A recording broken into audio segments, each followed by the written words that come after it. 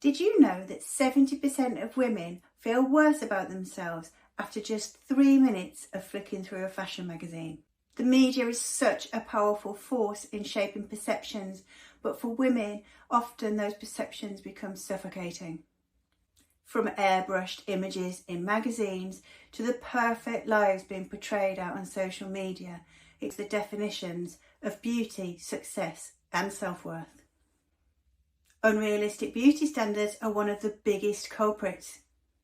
Those digitally altered images create unrealistic goals for people.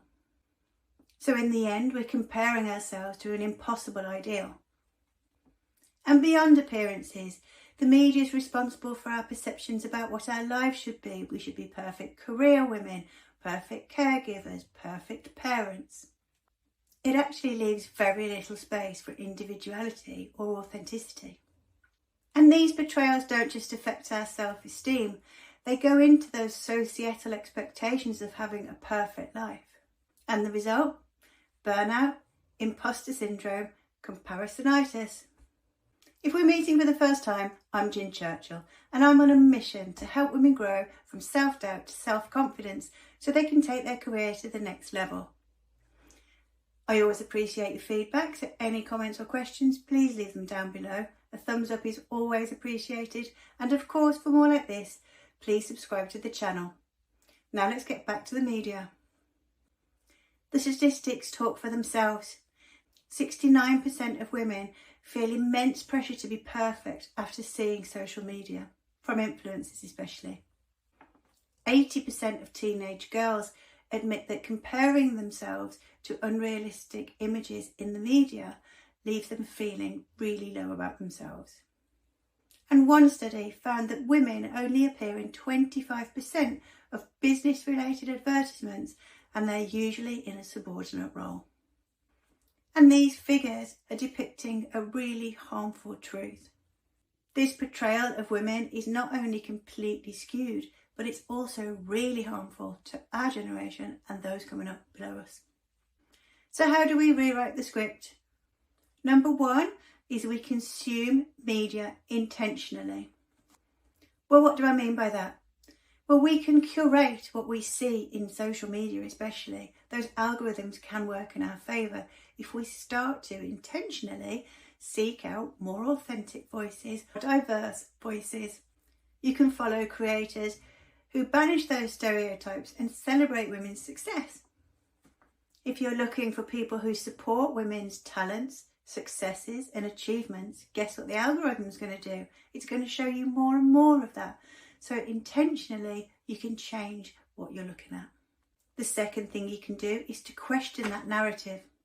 So when you encounter a piece of media that gives you a little bit of self-doubt or a bit of comparisonitis, you can question it. Who is that portrayal helping? Is it helping me?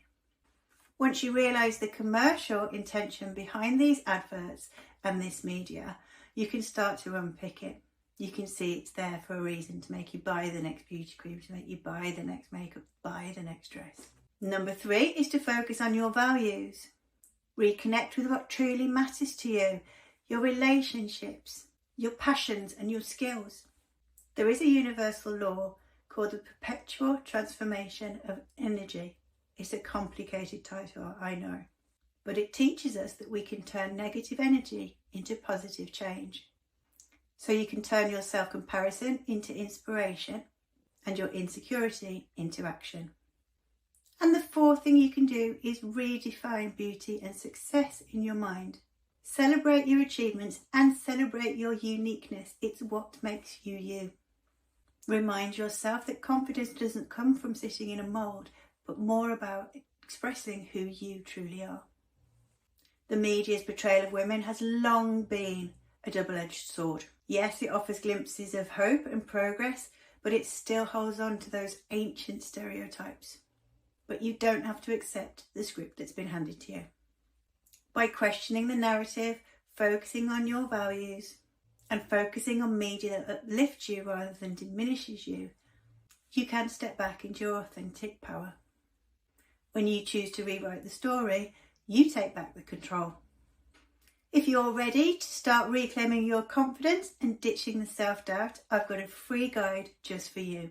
It's called 8 Life Hacks to Boost Your Confidence. It's just simple strategies to help you slay your day and feel like $1 million at work and at home. So there's a link to that right below where you're watching this video. Go ahead and download that now. It's completely free. As ever, I appreciate your feedback. It helps me to bring the stuff you're looking for, and it helps other people to find my stuff as well. So any questions or comments, please leave them down below. A thumbs up is always appreciated. And of course, for more like this, please subscribe to the channel. In the meantime, remember you are amazing. Go and download the life hacks for self-confidence and have an amazing week.